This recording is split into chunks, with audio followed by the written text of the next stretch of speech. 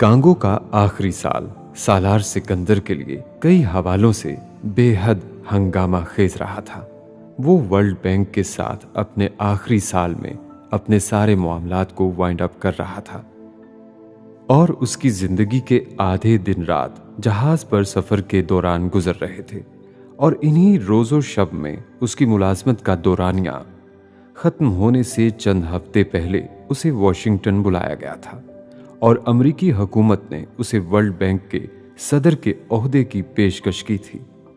वो ऑफर जो पिछले 1-1.5 साल से उसे बिलावास्ता की जा रही थी और वो उसे एक सब्ज बाग समझकर नजरअंदाज करता रहा था, वो एक ठोस हकीकत बनकर उसके सामने आ गई थी।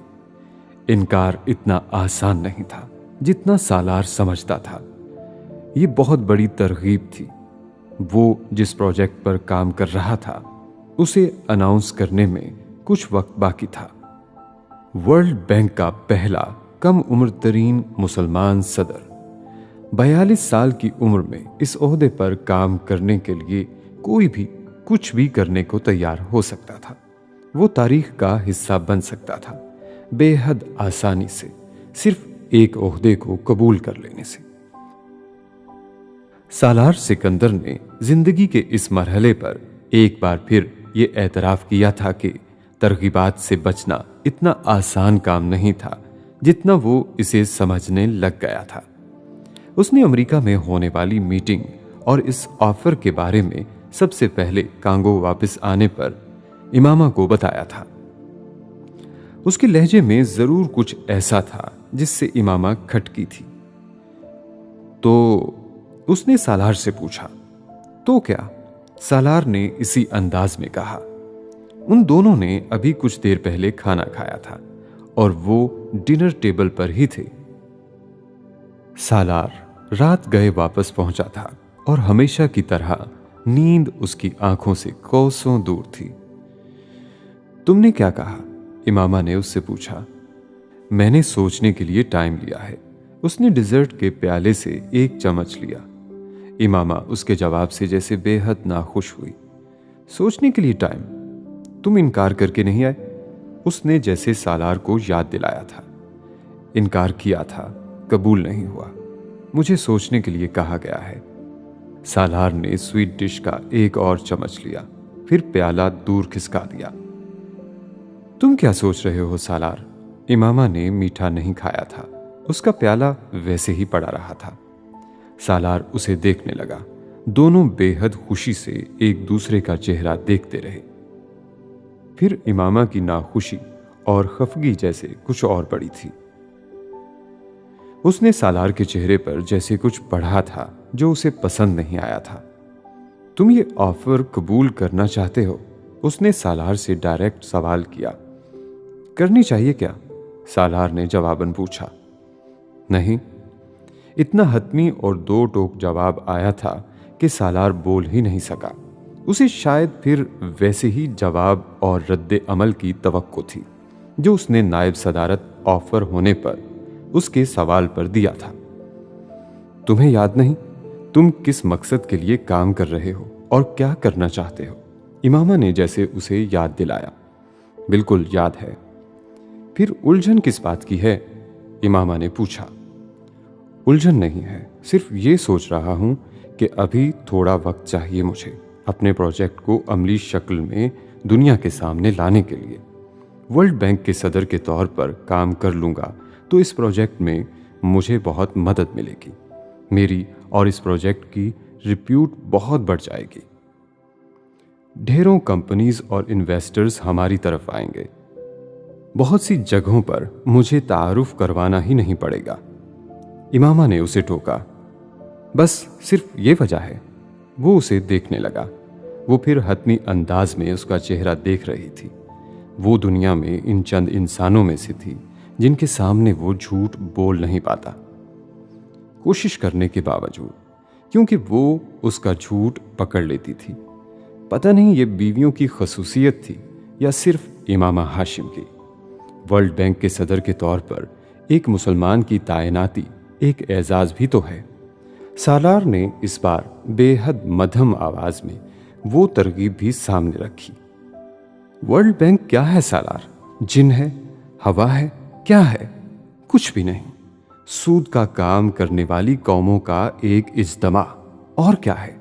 क्या एजाज वाली बात है इसमें कि सूद का काम करने वाली इन कौमों की सरबराही एक मुसलमान के पास हो? ये एजाज नहीं, शर्म से डूब मरने वाली बात है किसी मुसलमान के लिए। इमामा ने जैसे उसे आईना नहीं जूता दिखा दिया था। वो खफा थी, नाखुश थी और बड़े आराम से ये देख रही थी कि ये तरगीब थी जो उसके शौहर के कदमों की जंजीर बन रही थी। जिस प्रोजेक्ट पर तुम काम कर रहे हो इसमें कामयाबी तुम्हें अल्लाह ताला ने देनी है। तुम्हारे इल्म, तुम्हारे तजुर्बे, तुम्हारी काबिलियत और वर्ल्ड बैंक के साथ मुंसलिक रहने वाली शनाख्त ने नहीं। तुम अब 40s में आ चुके हो, बच्चे बड़े हो रहे हैं, वक्त गुजरता जा रहा है। 5 साल वर्ल्ड बैंक का सदर रहने के बाद तुम 47 साल के हो चुके होगे। फिर इसके बाद तुम एक इस्लामी मालियाती निज़ाम पर काम करना शुरू करोगे।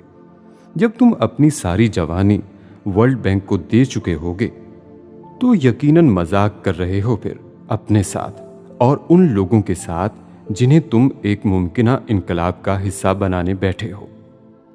वो कहते हुए टेबल से उठ गई और बर्तन समेटने लगी।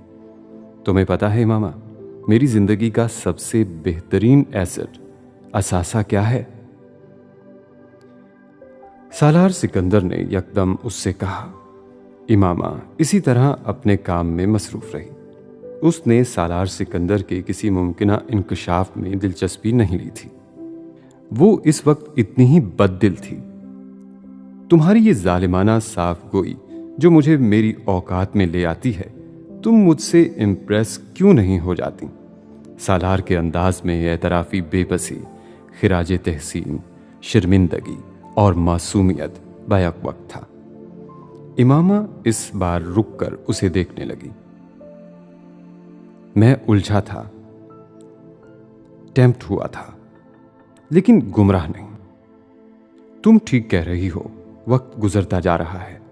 चीजें सोच समझकर सब्र से करनी चाहिए, लेकिन ताखीर से नहीं। वो अब अपना एतराफी बयान दे रहा था। इमामा का चेहरा खिल उठा था। मुझे तुमसे मुतासिर होने, तुम्हारे गुण गाने के लिए बनाया ही नहीं गया सालार। उसके लिए दुनिया है। मुझे तुम्हें चैलेंज करके तुम्हें आगे बढ़ाने के लिए तुम्हारा साथी बनाया गया है। ये काम कोई और नहीं कर सकता। वो अब मुस्कुराते हुए उससे कह रही थी। मुझे पता है और मैं इसकी कदर भी करता हूं। वो फिर एतराफ कर रहा था। वो फैसला जो उसके लिए मुश्किल बन रहा था, वो उसकी बीवी ने बेहद आसान कर दिया था।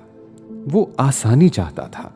वो मुश्किल की तलबगार थी, क्योंकि हर मुश्किल में आसानी थी। वो ऑफर मीडिया के जरिए से मंजरे आम पर आ गई थी और वर्ल्ड बैंक के अगले मुमकिना सदर के तौर पर सालार सिकंदर का नाम बहुत सी जगहों पर उछाला जाने लगा था। उसके खानदान और हल्का अहबाब के लिए ये बेहद फख्र का बायस बनने वाली खबर थी और सालार सिकंदर के इनकार करने के बावजूद कि उसने ये ओहदा फिलहाल कबूल नहीं किया, कोई भी ये मानने को तैयार नहीं था कि वो इस ऑफर को कबूल करने से इनकार कर सकता था या उसे इनकार करना चाहिए। सिकंदर उस्मान खास तौर पर उसके इस फैसले से बिल्कुल भी खुश नहीं हुए थे कि वो इस ऑफर को कबूल करने की बजाय के अपने करियर की इस स्टेज पर वर्ल्ड बैंक से अलहदगी इख्तियार करके कुछ और करेगा। उन्होंने सालार सिकंदर से और की तफसील जानने में भी जरा बराबर दिलचस्पी नहीं ली थी। उनका फोकस सिर्फ इस बात पर था कि वो वर्ल्ड बैंक का सदर क्यों नहीं बनना चाहता था। एक आम बाप की तरह वो भी अपनी औलाद के लिए दुनियावी कामयाबी चाहते थे और वो दुनियावी कामयाबी सामने मौजूद थी, बस हाथ बढ़ाकर थाम लेने तक दूर। तुम अकल से पैदल हो और हमेशा पैदल ही रहोगे। उन्होंने सालार के साथ अपनी शदीद खफगी का इजहार मीडिया में उसके ऑफिस की तरफ से आने वाली इस खबर के बात करते हुए कहा था, जिसमें उसके ऑफिस ने यह बयान रिलीज कर दिया था कि वो वर्ल्ड बैंक की सदारत का ओहदा संभालने में अपनी ज़ाती वजूहात की बिना पर इंटरेस्टेड नहीं और सिर्फ नायब सदर के तौर पर अफ्रीका में अपनी टर्म को मुकम्मल करना चाहता है। सालार चंद दिन के लिए पाकिस्तान आया हुआ था और सिकंदर उस्मान ने जरूरी समझा था कि वो एक बार उसे समझाने की कोशिश जरूर करते और इस कोशिश के दौरान सालार की बताई हुई वजह पर वो सीख पा हो गए थे। उनकी वो औलाद सारी उम्र अजीबो गरीब बातें और कारनामे करने के लिए ही पैदा हुई थी। तुम वर्ल्ड बैंक का सदर नहीं बनना चाहते, वो ओहदा जो प्लेट में रखकर तुम्हें पेश किया जा रहा है, वो इस्तेहज़ाइया अंदाज में उससे कह रहे थे, जो उनके सामने वाले सोफे पर बैठा बेहद खामोशी से बाप की लानत मलामत सुन रहा था। तुम सूद से पाक एक इस्लामी मालियाती निजाम बनाने का ख्याली पलाव पकाते और खाते रहना चाहते हो। वो इतना तल्ख होना नहीं चाह रहे थे जितना तल्ख हो गए थे। तुम्हारी तरह ढेरों लोग ये ख्याली पलाव बना रहे हैं सारी दुनिया में और बनाते ही चले जा रहे हैं। न पहले कोई कुछ कर सका था, ना ही आइंदा कुछ होने वाला है। वो सालार सिकंदर को जैसे आईने में वो अक्स दिखाने की कोशिश कर रहे थे जो उनके ख्याल में उसे कोई दिखा नहीं पा रहा था। और मुझे यकीन है कि तुम्हारे इस ज़हनी फतूर के पीछे इमामा का हाथ होगा। उससे मशवरा तो किया होगा ना तुमने। वो बेटे की रग रग को जानते थे और इस वक्त उन्हें सालार के साथ साथ इमामा पर भी गुस्सा आ रहा था। हर नस्ल इसे ख्याली पलाव समझेगी तो फिर ये सदियों तक ख्याली पलाव ही रहेगा। किसी एक नस्ल से किसी एक फर्द को उठकर इसके लिए कुछ करना होगा। सिर्फ हराम हराम कहकर तो हम इस सूदी निजाम के अंदर नहीं जी सकते। सालार सिकंदर को अपने बाप की बातें कड़वा सच लग रही थी, लेकिन वो उन्हें निगलने के लिए तैयार नहीं था। तुम जानते हो सालार, ये मौजूदा निजाम है, इसे हटाना क्यों मुश्किल है? सिकंदर उस्मान ने बेहद संजीदगी से कहा, क्योंकि ये अफराद का बनाया हुआ निजाम नहीं है, रियासतों का बनाया हुआ निजाम है, फलाही रियासतों का। वो बेशक इस्लामी ना हो, लेकिन वो अपने अंदर इस निजाम को चलाकर कम अज कम अपने मुआशरे में लोगों को एक फलाही सिस्टम दिए हुए हैं। तुम अफराद को चैलेंज कर सकते हो, तुम रियासतों को चैलेंज नहीं कर सकते। जब तक मुस्लिम ममालिक खुद एक मजबूत इक्तसादी निजाम बनाने की कोशिश नहीं करते, जब तक इस्लामी फलाही रियासतों की शक्ल में सामने नहीं आते, कुछ नहीं बदलेगा। कहीं भी दुनिया ऐसी ही रहेगी जैसी है। इक्तसादी निजाम क्या, हर निजाम सिर्फ ताकतवर का चलेगा। कमजोर की अक्ल में किसी को दिलचस्पी नहीं होती।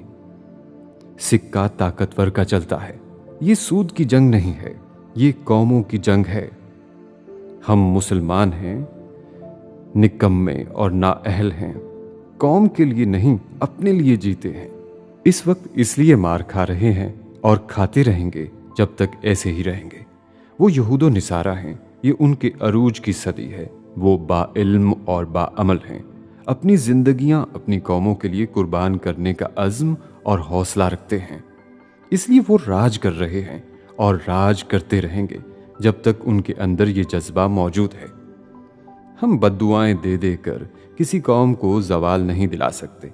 हम दहशतगर्द बनकर भी किसी कौम के कुछ लोग मार सकते हैं, कुछ इमारतें तबाह कर सकते हैं, खौफ फैला सकते हैं, लेकिन दुनिया पर अपनी हाकमियत कायम करने के लिए हमें मगरबी अक़वाम से बढ़कर बाअमल होना पड़ेगा। और ये मुकाबला बहुत मुश्किल है, और ये मुकाबला अफराद नहीं करते, अक़वाम करती हैं मुत्तहिद होकर। सिकंदर उस्मान ने जो भी कहा था ठीक कहा था।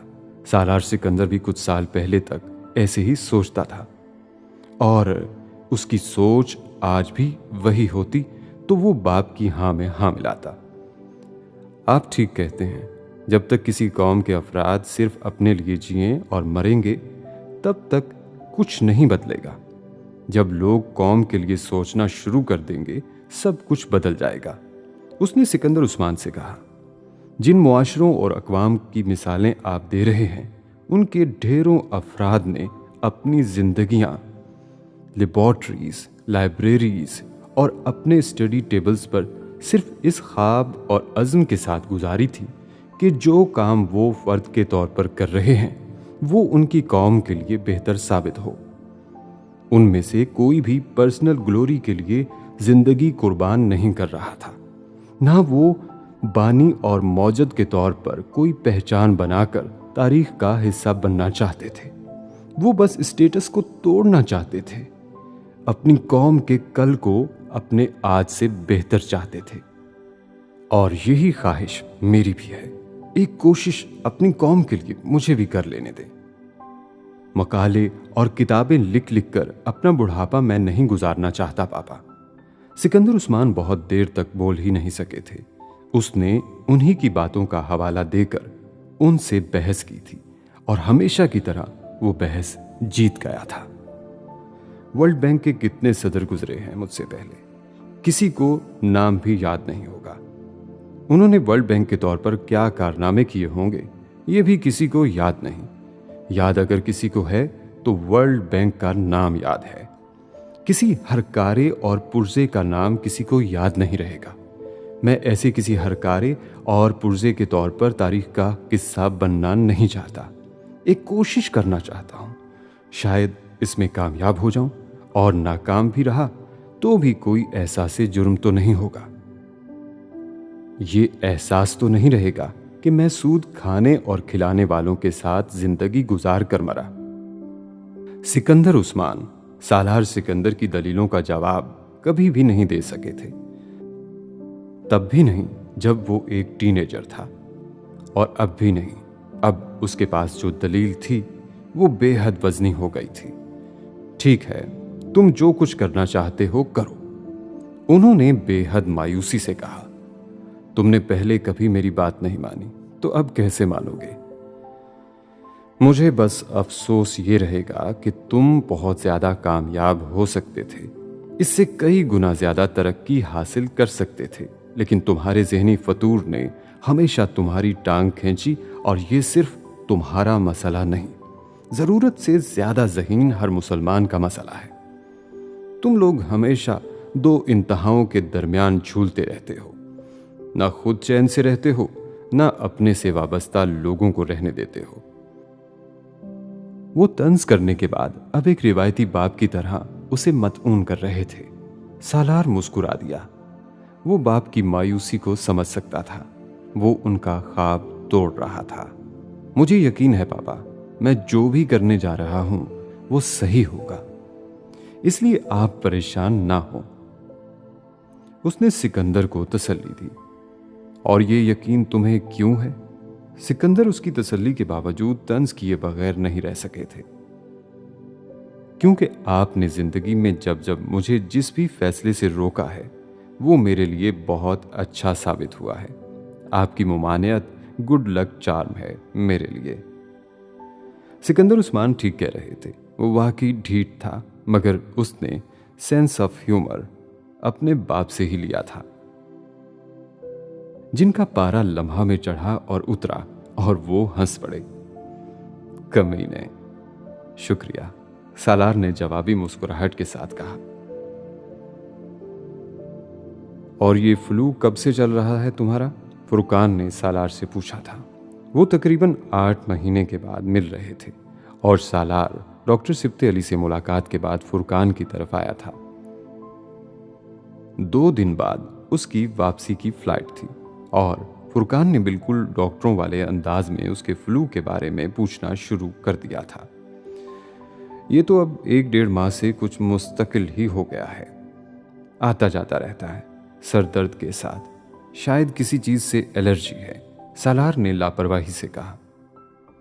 तुम कोई मेडिसिन ले रहे हो? फुरकान ने पूछा। हाँ, वही एंटीबायोटिक, लेकिन कभी असर हो जाता है कभी नहीं, सालार ने बताया। तो तुम ब्लड टेस्ट वगैरह करवा लो, कहीं कोई और मसला ना हो। फुरकान उस वक्त मर के भी ये नहीं सोच सकता था कि वो मसला इतना बड़ा हो सकता है। वो किसी मामूली बीमारी को दरियाफ्त करना चाहता था। ये उसकी बदकिस्मती थी कि अगले 2 दिन लाहौर में उसके कहने पर सालार के करवाए जाने वाले टेस्ट ने फुरकान के पैरों के नीचे से जमीन निकाल दी थी।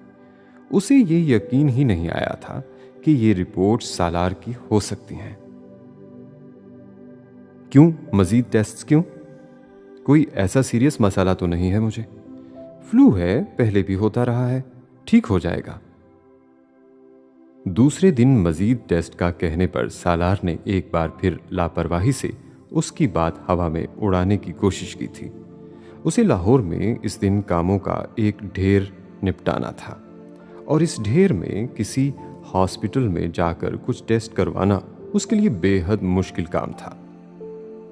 फुरकान खुद में इतनी हिम्मत पैदा नहीं कर सका कि वो उसे बता पाता कि उसके इब्तदाई टेस्ट किस चीज की जानिब इशारा कर रहे थे। ये जरूरी है सालार, काम होते रहेंगे, काम हो जाते हैं, लेकिन सेहत पर कंप्रोमाइज नहीं किया जा सकता। फुरकान ने उसकी बात के जवाब में कहा, सेहत बिल्कुल ठीक है यार, सेहत को क्या हुआ है? एक मामूली फ्लू होने पर तुमने डॉक्टरों की तरह मुझे भी हॉस्पिटल्स के चक्रों पर लगा दिया, सालार ने इसी अंदाज में कहा था। और वैसे भी अगले महीने मुझे अमेरिका जाना है, वहां मेडिकल चेकअप करवाना है मुझे अपना। तुम फिक्र ना करो, सब ठीक है। वो अब उसे टालने की कोशिश कर रहा था और फोन पर उसे कह रहा था कि उसे किसी से मिलना था अगले 15 मिनट तक। सब ठीक नहीं है सालार, फुरकान को बिलाखिर उसे टोकना पड़ा। क्या मतलब? सालार उसकी बात पर ठटका। मैं तुम्हारे पास पहुंच रहा हूं आधे घंटे में। फुरकान ने फोन पर मजीद कुछ कहे बगैर फोन रख दिया था। सालार उसके अंदाज पर उलझा था, लेकिन उसने उसे सिर्फ एक डॉक्टर का प्रोफेशनलिज्म समझा था, जो उसे अपनी सेहत के हवाले से फिक्रमंद देखकर अपनी जिम्मेदारी का सबूत दे रहा था। तुम फौरी तौर पर कहीं नहीं जा रहे, मुझे इस हफ्ते में तुम्हारे तमाम टेस्ट करवाने हैं और इसके बाद ही तुम कहीं जा सकते हो। फुरकान वाकई ना सिर्फ आधे घंटे में उसके पास पहुंच गया था, बल्कि उसने सालार को अपनी सीट कैंसिल करवाने के लिए भी कह दिया था। क्या मसला है फुरकान? तुम मुझे साफ साफ क्यों नहीं बता देते? क्या छुपा रहे हो तुम? क्यों जरूरत है मुझे इतने लंबे चौड़े टेस्ट की? सालार अब पहली बार वाकई खटका था। फुरकान को एहसास हो गया था कि वो उसे कुछ बताए बगैर टेस्ट पर आमादा नहीं कर सकता था। मैं सिर्फ ये कंफर्म करना चाहता हूं कि ये कोई ट्यूमर नहीं है। वो दुनिया का मुश्किल तरीन जुमला था जिसे अदा करने के लिए फुरकान ने वो सारे लफ्ज इकट्ठे किए थे। यूं जैसे सालार से ज्यादा वो अपने आप को ये तसल्ली देना चाहता था कि जो वो रिपोर्ट्स और उसका तिब्बी इल्म उसे बता रहा था वो गलत साबित हो जाए, हर कीमत पर गलत साबित हो जाए। ट्यूमर, सालार ने बेयकीनी से कहा। Brain tumour. फुरकान ने अगले 2 लफ्ज जिस वक्त से कहे, सालार उस वक्त से हिल नहीं सका। उसके कान जैसे साए साए करने लगे थे। हवास और दिमाग एक साथ मौफ हुए थे। कई लम्हे वो बेयकीनी से फुरकान को देखता रहा, फिर उसने कहा, टेस्ट जो तुमने करवाए हैं ये इंडिकेट कर रहे हैं कि वो खुद भी वो जुमला पूरा नहीं कर पाया। जिंदगी का खौफनाक तरीन लम्हा था वो, और खौफनाक ही लग रहा था सालार को। वो पाकिस्तान के बेहतरीन ऑन्कोलॉजिस्ट में से एक के सामने बैठा हुआ था और फुरकान को अगर ऐसी कुछ अलामात नजर आई थी तो वो अंदाजे की गलती नहीं हो सकती थी। Oh my God! हुमैन ने इमामा के साथ स्कूल कॉरिडोर में चलते हुए अपने मखसूस अंदाज में किलकारी मारते हुए अपनी खुशी का इजहार किया।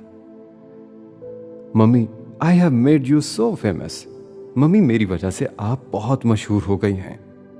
Imama parent teacher meeting attend करने स्कूल आई थी और हुमैन को पढ़ाने वाला हर टीचर हुमैन की मम्मी से मिलने का ख्वाहिशमंद था।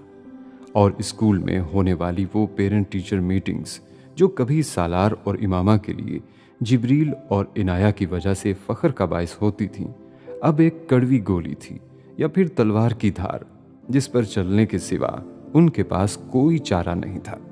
और आज भी ऐसा ही हुआ था। हर टीचर के पास हुमैन का एक आमालनामा था जो वो इमामा को दिखाना चाहता था। I am so disappointed. मैं बहुत मायूस हुई हूं। इमामा ने अपने साथ चलती हुई रईसा को अपने दाएं तरफ से बाएं तरफ करते हुए हुमैन को सरजनिश की, जो इस बात पर बेहद फख्र महसूस कर रहा था कि उसकी वजह से उसकी मम्मी हर जगह जानी जा रही थी।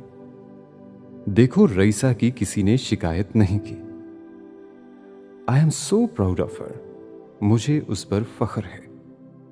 इमामा ने उसे रईसा की मिसाल देनी शुरू की। I don't think so. Human ने मां की बात से मुतासिर हुए बगैर कहना शुरू किया। Every teacher said that she can't speak well. हर टीचर का कहना है कि वो सही से बोल नहीं सकती। इससे पहले कि वो फिर शुरू हो जाता, इमामा ने उसे रोकना जरूरी समझा। वो सीख लेगी, अभी बहुत छोटी है। इमामा ने रईसा का दिफा करना जरूरी समझा, लेकिन जो हुमैन कह रहा था वो गलत नहीं था। रईसा को अडॉप्ट करते हुए इमामा ने कभी नहीं सोचा था कि इस बच्ची की परवरिश से बड़ा चैलेंज उसे लिखना पढ़ना सिखाना था। उसे ये मसला अपने बच्चों के साथ नहीं हुआ था। वो पैदाइशी ज़हीन थे, माँ बाप दोनों तरफ से, और उनके लिए कोई भी चीज सीखना केक वॉक था। रईसा के साथ मामला मुख्तलिफ था। वो चीजों को मुश्किल से पहचान पाती और उन्हें याद रखने की दिक्कत का शिकार रहती। ये अल्लाह का शुक्र था कि वो ऑटिस्टिक नहीं थी, ना ही उसे कोई और मेंटल डिसेबिलिटी यानी जहनी पसमानदगी थी, मगर वो इमामा के लिए एक सबर आजमा काम जरूर थी। और रईसा का कम ज़हीन होना उसके बच्चों से भी छुपा हुआ नहीं था। वो आहिस्ता आहिस्ता रईसा से बेहद मानूस होने के बावजूद ये समझने लगे थे कि वो इन तीनों से डिफरेंट थी। इस बार तुम्हारे बाबा आएंगे तो मैं उन्हें वो सारी बातें बता दूंगी जो तुम्हारी टीचर ने तुम्हारे बारे में की हैं। इमामा ने उसके साथ चलते हुए उसे धमकाया था। My teacher backbite. Why do you want to pick a bad habit? मेरी टीचर ने चुगलखोरी की है। आप उनसे ये गंदी आदत क्यों लेना चाहती हैं? उसने जैसे मां को समझाने की कोशिश की। ओके, देखो फिर। इमामा ने उसे धमकाया और फोन पर सालार को कॉल मिलाई। चंद मर्तबा बेल जाने के बाद फोन उठा लिया गया, लेकिन उठाने वाला फुरकान था। इमामा हैरान हो गई। सालार लाहौर में था और उसने कुछ मसरूफियात की वजह से अपनी सीट आगे करवा ली थी। फुरकान से वो जिस दिन पहली बार लाहौर आकर मिला था, उसने इमामा को बताया था। उसने उसे ये भी बताया था कि फुरकान उसके बार बार होने वाले फ्लू की वजह से उसे ब्लड टेस्ट करवाने का कह रहा था, और इमामा ने उससे कहा था कि उसे फुरकान की बात मान लेनी चाहिए। पता नहीं मुझसे कह रहा था, मेरे चेहरे के एक हिस्से पर सूजन नजर आ रही है। मैंने कहा, फ्लू हमेशा नाक के इसी हिस्से होता रहता है, अब भी है, शायद इस वजह से, लेकिन साथ सीटी स्कैन का भी कह रहा है। करवा लूंगा ताकि उसे तसल्ली हो जाए। डॉक्टर आधे पागल होते हैं, उसने तब इमामा से कहा था। लेकिन सालार ने उसे अगले दिन यह भी बता दिया था कि वो टेस्ट करवा आया था। लेकिन इसके बाद इमामा और सालार की इन टेस्ट की रिपोर्ट्स के हवाले से कोई बात नहीं हुई। उसने खुद ही ये समझ लिया था कि चूंकि सालार ने टेस्ट के हवाले से उसे कुछ बताया नहीं, तो इसका मतलब यही था कि टेस्ट ठीक रहे होंगे। और अब फुरकान एक बार फिर सालार के फोन पर था, तो ये लाहौर में उसकी सालार से तीसरी मुलाकात थी। इन चंद दिनों में वो सोचे बगैर नहीं रह सकी। वो अब उससे उसका और बच्चों का हाल पूछ रहा था, लेकिन उसका अंदाज बेहद अजीब था। वो खुशमिजाजी जो उसके तर्ज़े तखातुब का हिस्सा होती थी, वो आज इमामा को मुकम्मल तौर पर गायब महसूस हुई। सालार अभी थोड़ी देर में फ़ोन करता है तुम्हें, उसने इब्तदाई अलैक सलैक के बाद उससे कहा। फ़ोन आपको कैसे दे दिया उसने? ये बात इमामा को बेहद हैरान कुन लगी थी। हाँ, वो अस्पताल में आए हुए थे और सालार को मुझसे कुछ काम था, इसीलिए वो यहाँ मिलने आया मुझे। ज़रा वॉशरूम तक गया है तो फ़ोन यहीं छोड़ गया। फुरकान ने रवानी में वो जगह बताई जहाँ वो थे। फिर इसी रवानी में इमामा से इस जगह होने का जवाज़ दिया। फिर फ़ोन अपने पास होने की तौजीह दी और इमामा के लिए अपने बयान को नाकाबिले यकीन कर दिया। वो वॉशरूम में जाते हुए अपना फ़ोन कहीं छोड़कर जाने वालों में से नहीं था, वो भी एक पब्लिक प्लेस पर। बेशक वो फुरकान का अस्पताल ही क्यों ना होता, वो खटक गई थी, लेकिन उसने मजीद सवालों जवाब की बजाय फ़ोन बंद करके सालार की कॉल का इंतज़ार करना बेहतर समझा। सालार MRI करवा रहा था और पिछले चंद दिनों में ऊपर तले होने वाले टेस्ट इन सारे खदशात की तस्दीक कर रहे थे जो फुरकान को हुए थे। उसे ब्रेन ट्यूमर था, लेकिन उसकी नौयत क्या थी, ये किस स्टेज पर था, इसकी हौलनाकी क्या थी, ये जानने के लिए अभी मजीद बहुत से टेस्ट और डॉक्टर्स की राय जरूरी थी। सालार इब्तदाई शौक की कैफियत से निकल चुका था, मगर उसकी जिंदगी यकदम जमूद का शिकार हो गई थी। वो भाग दौड़ जो वो पिछले कई सालों से करता आ रहा था और जिसमें उसकी जिंदगी के रोजो शब गुजर रहे थे, वो अजीब अंदाज में रुकी थी। ब्रेन ट्यूमर मोहलक था, इसकी तस्दीक हो चुकी थी, लेकिन वो कितना जानलेवा था और सेहतयाबी के चांसेस क्या थे, इलाज क्या था, कहां से हो सकता था, कितनी मुद्दत उसके लिए दरकार थी, उसकी सेहत पर इसके क्या असरात होने वाले थे, और इन सब से बड़ा सवाल ये था कि उसकी फैमिली पर उसकी इस बीमारी के इंकशाफ का क्या असर होने वाला था। वो बताए या ना बताए, वो छुपाए तो किस तरह। और वो पहला मौका था जब सालार सिकंदर ने पहली बार बैठकर अपनी जिंदगी के 42 सालों के बारे में सोचा था, गुजर जाने वाले 42 सालों के बारे में और बाकी की रह जाने वाली मुद्दत के बारे में, जो यकदम ही दहाइयों से सिमटकर सालों, महीनों, हफ्तों या दिनों में से किसी का रूप धारने वाली थी। मोहलत का वो असूल जो कुरान पाक की बुनियाद था, वो सालार सिकंदर की समझ में आया था, लेकिन ये यकीन करना मुश्किल हो रहा था कि वो कानून अब उसकी अपनी जिंदगी पर लागू होने जा रहा था। अपनी जिंदगी के खात्मे का सोचना रोज़े कयामत पर यकीन रखने के बावजूद उसके रोंगटे खड़े कर रहा था। मेडिकल साइंस बहुत तरक्की कर गई है, हर चीज का इलाज मुमकिन हो चुका है, टेस्ट मेडिसिन्स आ रही हैं।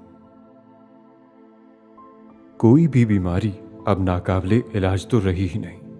उसके ट्यूमर के मोहलक होने की इस तस्दीक उसी दिन हुई थी, और इस तस्दीक हो जाने पर फुरकान उससे कम अपसेट नहीं हुआ था, लेकिन इसके बावजूद उसने गुमसुम बैठे सालार को तसल्ली देना शुरू की थी, अपने जुमलों की बेरब्ती के बावजूद। तुम अभी सिर्फ ये सोचो कि सब कुछ ठीक हो जाएगा। सालार ने सर उठाकर पहली बार उसे देखा और फिर कहा, तुम डॉक्टर होकर मुझसे ये बात कह रहे हो। फुरकान बोल नहीं पाया।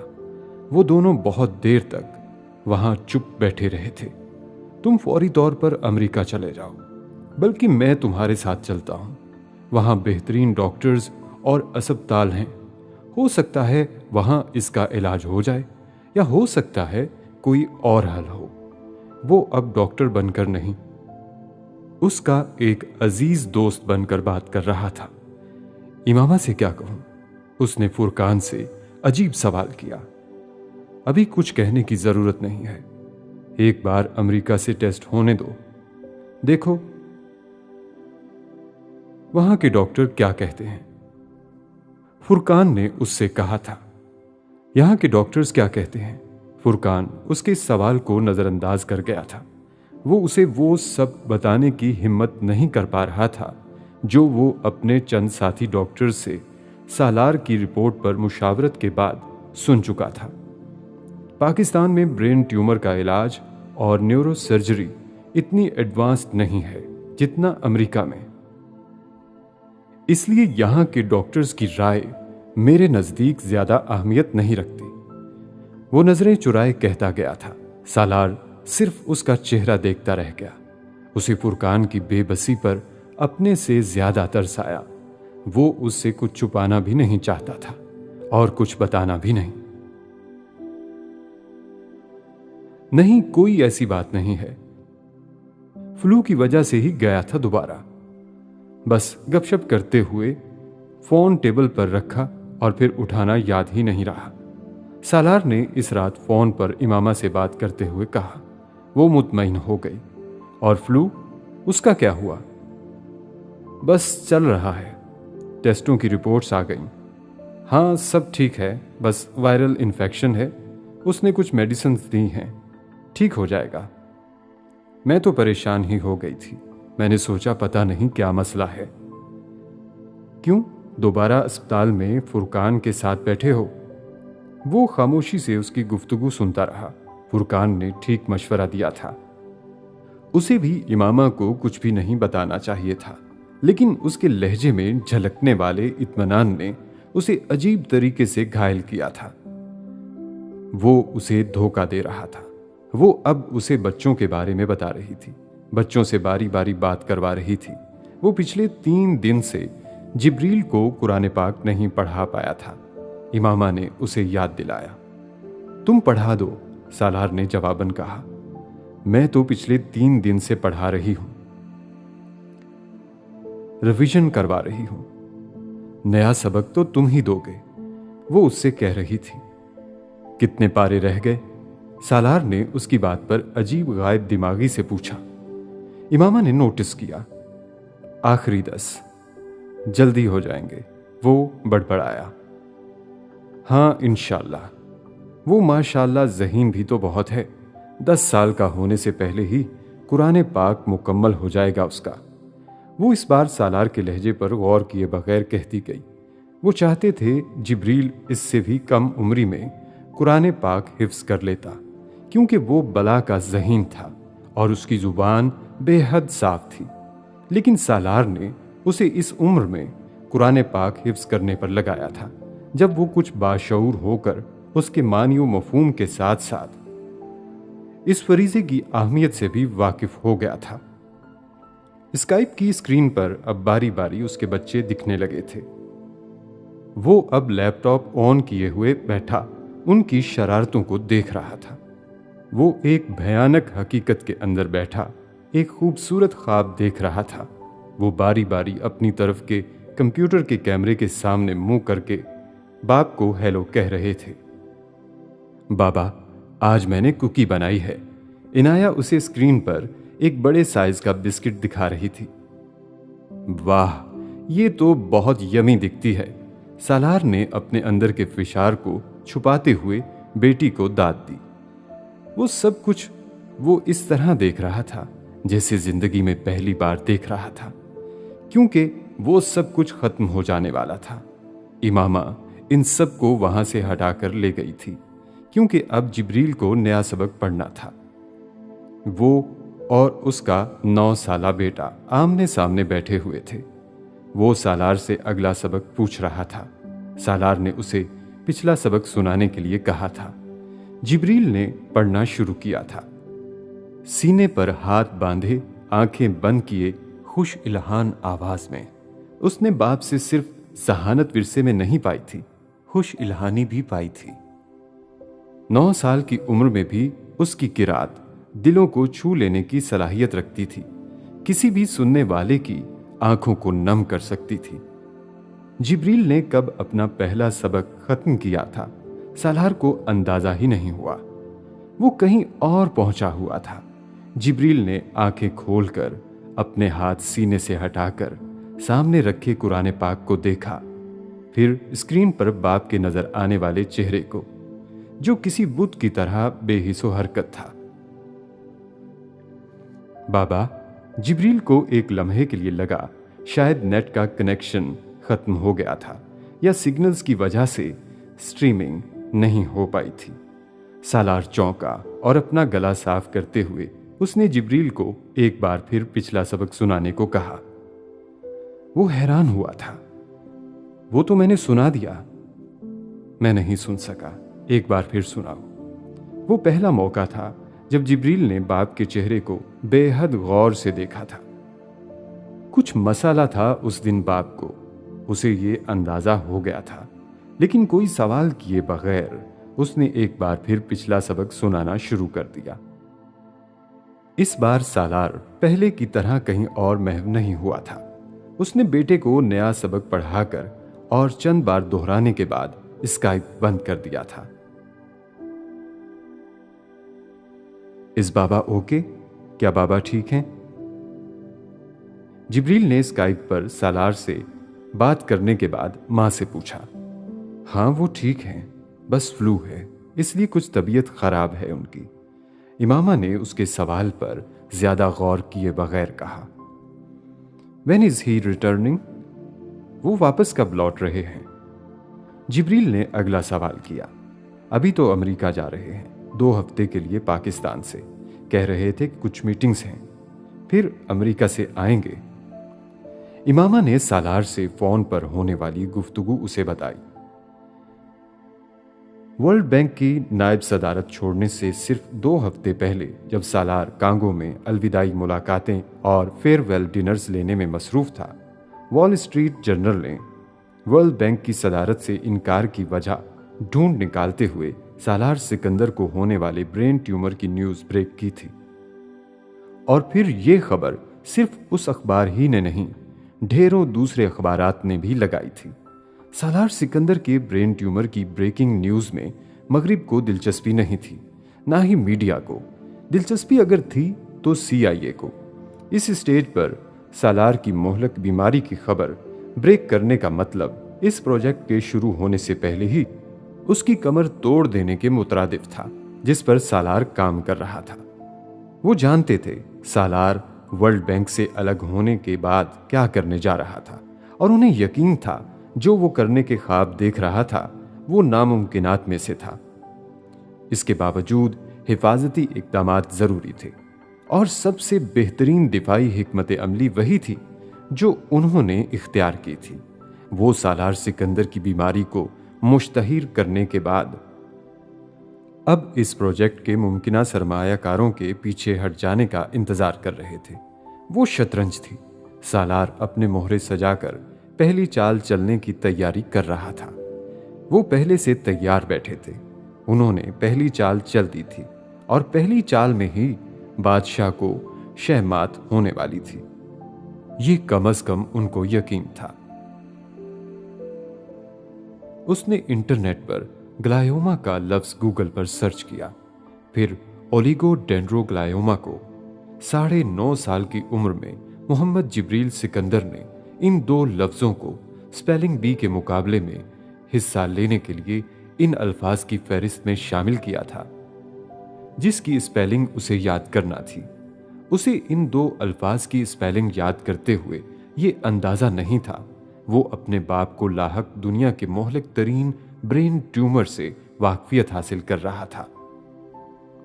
स्पेलिंग बी के मुकाबले के लिए जिब्रील ने सिर्फ इन अल्फाज की स्पेलिंग याद की थी।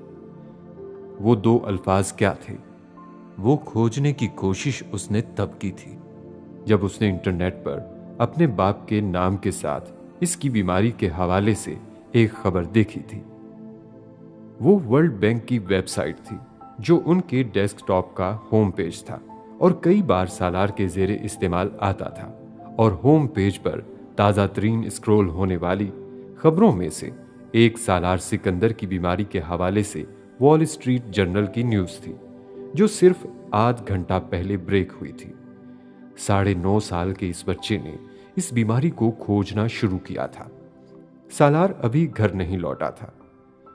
इमामा दूसरे कमरे में बच्चों को पढ़ा रही थी और जिब्रील इंटरनेट पर साकित बैठा ये पढ़ रहा था। कि उसका बाप ग्रेड 2 के ओलिगोडेंड्रोग्लायोमा का शिकार था। इस ट्यूमर का इलाज नहीं हो सकता था, मुकम्मल तौर पर कामयाब इलाज, और अगर इलाज हो भी जाता तो मरीज 7 से 10 साल तक जिंदा रह सकता था। इस ब्रेन ट्यूमर के मरीज सेहतमंद रहकर भी इससे ज्यादा नहीं जी सकते थे। 9.5 साल का वो बच्चा उस दिन चंद लम्हों में बड़ा हो गया था। इस घर में सालार के बाद वो पहला शख्स था जिसे सालार की बीमारी और उसकी नवैयत और असरात का इल्म हुआ था। जिब्रील की समझ में नहीं आया था वो इस हौलनाक इंकशाफ का क्या करे, मां को बता दे या ना बताए। ये उसका डिलेमा नहीं था, उसका मखमसा और था। हुमैन, जाओ भाई को बुला के लाओ, वो सोने से पहले तुम लोगों को दुआ पढ़ा दे। पता नहीं इतनी देर क्यों लगा दी उसने। बच्चों को पढ़ाने से फारिग होने के बाद उन्हें सोने के लिए लेटने का कहते हुए इमामा को जिब्रील याद आया। उसे कमरे से गए काफी देर हो गई थी। आज मैं पढ़ाता हूं, हुमैन ने ऐलान करते ही अपने दोनों हाथ किसी नमाजी की तरह सीने पर बांधते हुए बड़े जज्ब के आलम में दुआ पढ़ने के लिए अपना मुंह खोला, और इमामा ने तहक्कुमाना अंदाज में फौरी तौर पर उसे टोका। हुमैन, भाई पढ़ाएगा। हुमैन ने बंद आंखें खोल ली और सीने पर बंधे हाथ भी।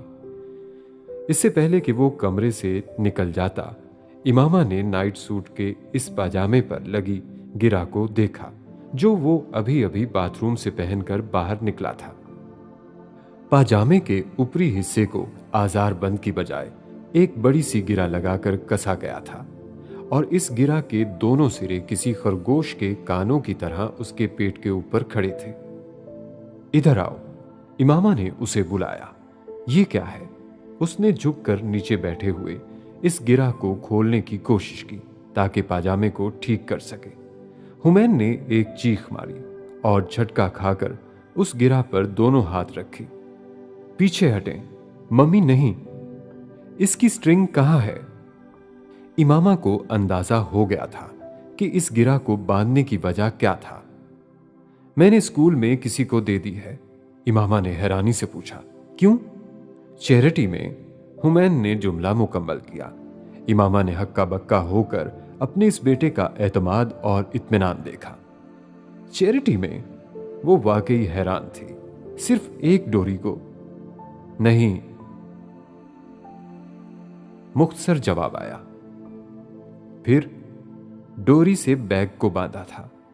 किस बैग को? इमामा का हाथ ठटका। उस बैग को जिसमें खिलौने थे। जवाब अब भी पूरा आया था। किसके टॉयज? इमामा के माथे पर बल पड़े। वेल, हुमैन ने अब मां, रईसा और इनाया को बारी बारी मोहतात अंदाज में देखा और अपने जवाब को गोल मोल करने की बेहतरीन कोशिश की। There were many honours. वो कई लोग थे। इमामा को एक लम्हे में समझ आया था। मैनी ऑनर्स कौन थे? किसको दिए? क्यों दिए? किससे इजाजत ली? उसने यके बाद दीगरे ताबड़तोड़ सवालों की बौछार कर दी। यह पहला मौका नहीं था जब हुमैन सिकंदर ने महात्मा बुद्ध बनने की कोशिश करते हुए अपने बहन भाइयों के खिलौने दान किए थे, और उसके बहन भाइयों में अगर बला का तहम्मुल ना होता तो उसके इस कारनामे पर हर बार बला का रन पड़ता। इनाया की आंखें अब आंसुओं से लबालब भर गई थीं। इस छोटे भाई ने यह तय किया हुआ था कि वो उनकी हर चीज को किसी भी वक्त मिशनरी जज्बा के तहत किसी को भी दे सकता था। मम्मी, इनाया बुरी तरह बिलबिलाई थी। Charity is not a sin. Charity गुनाह नहीं है। हुमैन ने अपनी आंखें आदतन गोल करते हुए इन दो अल्फाज का एक बार फिर इस्तेमाल किया जो पिछले कुछ दिनों से बार बार उसकी गुफ्तगू में आ रहे थे। रईसा इस सारी गुफ्तगू के दौरान अपने बेड पर लेटे उन दोनों को खामोशी से सुन रही थी। तुमने मेरे खिलौने चुराए। इनाया का बस चलता तो वो उसको पीट डालती। कम से कम रात के इस पहर जब उसे ये अंदाजा भी नहीं था कि वो उसका कौन कौन सा खिलौना चैरिटी में दे आया था। सुबह बात करेंगे इस बारे में, अभी नहीं। इमामा ने मुदाखलत की और इससे पहले कि वो कुछ और कहती, सोफा पर पड़ा उसका सेल फोन बजने लगा। उसका ख्याल था वो सालार की कॉल थी। हुमैन जाकर अपने बेड पर लेटो, मैं खुद बुला लेती हूं जिब्रील को। इमामा ने सोफा की तरफ जाते हुए कमरे के दरवाजे की तरफ जाते हुमैन को टोका। वो बेहद फर्माबरदारी से वापस अपने बेड की तरफ आ गया था। इमामा ने सेल फोन पर सिकंदर उस्मान का नाम चमकते देखा और कॉल रिसीव करते हुए उसने तीनों बच्चों की तरफ देखते हुए अपने होंठों पर उंगली रखकर उन्हें खामोश रहने का इशारा किया। सालार कहाँ है? सिकंदर उस्मान ने उसके सलाम का जवाब देते ही अजीब इज़्तिराब में उससे पूछा था। एक डिनर में गए हैं, बस अभी आने वाले हैं। मैं उसे कॉल कर रहा था, वो मेरी कॉल रिसीव नहीं कर रहा। इमामा को उनके लहजे में अजीब सी परेशानी और घबराहट महसूस हुई थी। हो सकता है डिनर में आपकी कॉल ना ले पा रहे हों। वो अक्सर अपना फोन फंक्शंस में साइलेंट कर देते हैं। खैरियत है ना पापा? वो पूछे बगैर नहीं रह सकी। तुम लोगों ने मुझे क्यों नहीं बताया? इतनी बड़ी बात मुझसे क्यों छुपाई है? सिकंदर उस्मान हवास बाख्तगी में कहते चले गए। उन्हें कुछ देर पहले उनके एक करीबी अजीज ने इस हवाले से फोन किया था। उस अजीज ने सालार की बीमारी के हवाले से यह खबर किसी चैनल पर देखी थी और फिर फौरी तौर पर अफसोस का इजहार करने के लिए सिकंदर को फोन किया था और सिकंदर उस्मान उनके इजहार अफसोस पर शॉक्ड रह गए थे। उन्हें यकीन नहीं आया कि सालार के बारे में जो वो कह रहे थे वो ठीक था, लेकिन उसके बाद अगले 10-15 मिनटों में उन्हें ऊपर तले कई कॉल्स आई थीं और उन्होंने हवास बाख्तगी के आलम में सालार को कॉल्स करना शुरू कर दी थी और उसने रिसीव नहीं की। उस डिनर में बैठे सिकंदर उस्मान की कॉल आने से बहुत पहले सालार को यह पता चल गया था कि मीडिया में उसकी बीमारी की खबर ब्रेक हो चुकी है। उसके स्टाफ ने उसे इत्तला दी थी और डिनर टेबल पर बैठा हुआ सालार सकते में आ गया था। उसे इस स्टेज पर इस खबर के आउट होने के मुज़म्मिरात का अंदाजा चंद सानियों में हो गया था। वो आगे नहीं सोच सका था। वो चंद घंटे पहले घर से निकलते हुए घर पर एक बहुत खुशो-खुर्म खानदान छोड़कर आया था। जो भी लावा था उसके अंदर था, कोई दूसरा उसकी लपेट में आकर खाकस्तर नहीं हुआ था। और अब सालार सिकंदर का फोन, टेक्स्ट मैसेजेस और मिस्ड कॉल्स से अट गया था। वो उस डिनर टेबल पर बैठे सिर्फ उस नुकसान को कंट्रोल करने के तरीके सोच रहा था जो उस खबर से पहुंच सकता था। क्या नहीं बताया पापा? क्या छुपाया है आपसे? इमामा की समझ में सिकंदर उस्मान की बात नहीं आई थी। उसे लगा उसने शायद उसकी बात सुनने और समझने में कोई गलती की थी। ब्रेन ट्यूमर के बारे में सिकंदर उस्मान ने जैसे कराहते हुए कहा था, मगर इसके बावजूद वो सालार का नाम नहीं ले सके थे। इमामा अब भी कुछ नहीं समझी। Brain tumour? किसके ब्रेन ट्यूमर के बारे में? वो उलझी और वो पहला मौका था जब सिकंदर उस्मान को एहसास हुआ कि वो भी उनकी तरह बेखबर थी। पापा, आप किसके ब्रेन ट्यूमर की बात कर रहे हैं? इमामा ने उनको खामोश पाकर एक बार फिर पूछा। जवाब सिकंदर उस्मान के हलक में अटक गया था। पापा, इमामा उनके मुसलसल खामोश रहने पर एक बार फिर अपना सवाल दोहराना चाहती थी, मगर दोहरा नहीं सकी। बिजली के कौंदे की तरह उसके दिमाग में अपने ही सवाल का जवाब आया था। सिकंदर उस्मान किसकी बीमारी पर यूं बेचैन हो सकते थे? सालार? क्या वो सालार की बात कर रहे थे? सालार के ब्रेन ट्यूमर की? एक झमाके के साथ उसे कई हफ्ते पहले की फुरकान और अपनी बातचीत याद आई। हॉस्पिटल का विजिट, कुछ हफ्तों से सालार का बदला हुआ रवैया। वो बेयकीनी के आलम में फोन हाथ में लिए बैठी रही। ये उसका वहम था, उसे वहम ही होना चाहिए। उसने जैसे गिड़गड़ा कर दुआ की थी। अब कुछ और नहीं, कोई आजमाइश नहीं। उसने अपने मफलूज होते हुए आसाब के साथ इनाया, हुमैन, रईसा को देखा, जो खुशकपियां करते हुए सोने की तैयारी में मसरूफ थे। फोन पर अब दोनों तरफ खामोशी थी। ना सिकंदर उस्मान बोल पा रहे थे, ना वो। वहां पछतावा था, यहां बेयकीनी। सालार का नाम लेने की ना उनमें हिम्मत थी, ना उसमें हौसला। आपसे किसने कहा? इमामा ने बिलाखिर जैसे अपने औसान पर काबू पाते हुए कांपती हुई आवाज में उनसे पूछा। उसने अपने पिछले सवाल के जवाब पर इसरार नहीं किया था। उसने तुम्हें नहीं बताया? सिकंदर उस्मान ने अजीब बेबसी के साथ उससे पूछा, यूं जैसे ये नहीं कहना चाहते थे, ये कहना चाहते थे कि वो खबर गलत थी। काश कह सकते। इमामों को इस सवाल का जवाब देने पर सोचने का मौका नहीं मिला। उसने बाहर हॉर्न की आवाज सुनी थी। मैं कुछ देर में आपसे बात करती हूं पापा। उसने अपने सर्द पड़ते हाथों में थामे फोन को संभालने की कोशिश करते हुए सिकंदर उस्मान से कहा, मुझे तुम्हें नहीं बताना चाहिए था। वो अपने पछतावे का इजहार किए बगैर नहीं रह पाए। इस हालत में भी उन्हें अंदाजा हो रहा था कि उनके इस इंकशाफ पर इमामा पर क्या गुजरी होगी। इमामा ने जवाब नहीं दिया, फोन बंद कर दिया। सब कुछ यकदम ही मुहमिल बेमानी हो गया था। किसी बुत की तरह फोन को गोद में रखे वो साकित बैठी रही। वो सारी जिंदगी बुरे वक्त से डरती रही थी। वो बेवक्त की आहट पर कान लगाए रखती थी, और अब बस कुछ ही साल तो ऐसे गुजरे थे कि उसने आहटों पर कान लगाने बंद किए, और बुरा वक्त वो जैसे सामने आकर खड़ा हो गया था। इतना दबे पांव, इतना अचानक कि वो हिल भी नहीं पा रही थी। उससे कुछ फासले पर इनाया और रईसा के साथ वक्तन फवक्तन गुफ्तगू करता हुआ हुमैन सोने की कोशिश में भी सोफे पर बुत की तरह बैठी मां पर नजरें जमाए हुए था। मम्मी ने दादा से फोन पर बात की थी, और फिर मम्मी खामोश बैठी हुई थी। वो हॉर्न बजने पर भी पापा को रिसीव करने नहीं गई थी। हुमैन ने जमाई लेते हुए सूरत हाल का तज्जिया किया। इमामा को एक बार फिर देखा, फिर इनाया और रईसा को, जो तकरीबन नींद की वादी में जाने वाली थी।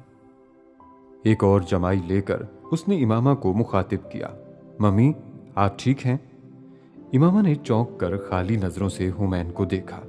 वो हुमैन का सवाल समझ नहीं सकी थी। बस ये पता चला था कि उसने कुछ कहा था। जवाब देने या कोई और सवाल करने की बजाय वो उठकर बाहर निकल गई थी। हुमैन कुछ और उलझा था।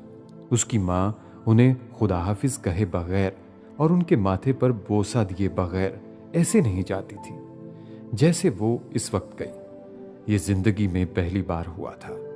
हुमैन की जिंदगी में उसका दिमाग उलझा था। उस घर के अफराद बारी बारी इस तूफान के हचकोलों को महसूस करना शुरू हो गए थे।